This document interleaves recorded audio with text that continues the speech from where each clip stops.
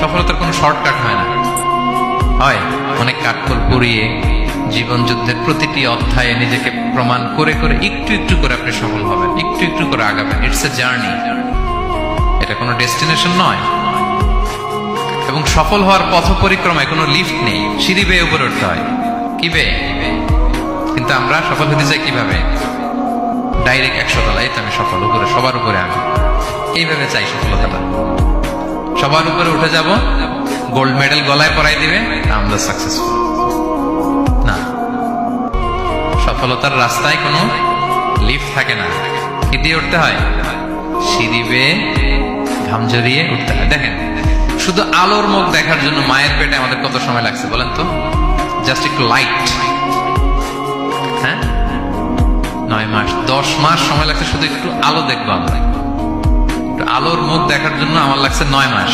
আর এখানে আমরা শর্টকাট খুঁজি, খালি কি খুঁজি? সফলতার কোনো শর্টকাট নেই। অল্প এফোর্টে যারা সফল হতে চায় এরা কোনোদিন সফল হয় না। ইউসুফ আলাইহিস সালামের জীবনীটা একটু খেয়াল করেন, একটু একটু করে তিনি সামনের দিকে গিয়েছেন এবং সবশেষে ইজিপ্টের ফিনান্স মিনিস্টার হয়েছেন। এজন্য ধৈর্য ধারণ করতে হবে, নিজের সর্বোচ্চটুকু উজাড় করে দিয়ে আপনার রোলটা আপনি প্লে করবেন, এরপর আল্লাহ তাআলার উপর ভরসা রাখবেন। কিন্তু অনেক চেষ্টার পরেও যদি কাঙ্ক্ষিত সফলতা না পান, হতাশ হওয়ার কিছু নাই। কারণ বিশ্বাসীর সফলতা শুধু দুনিয়াতে না, বিশ্বাসীর সফলতা আখিরাত পর্যন্ত বিস্তৃত। ওইটা আসল সফলতা। ফামান যুহজিহা আনিন নারি ওয়া উদখিলাল জান্নাতা ফাকাদ ফাজ। যে জাহান্নাম থেকে মুক্তি পেল, জান্নাতের নিশ্চয়তা পেল, সেই সফল।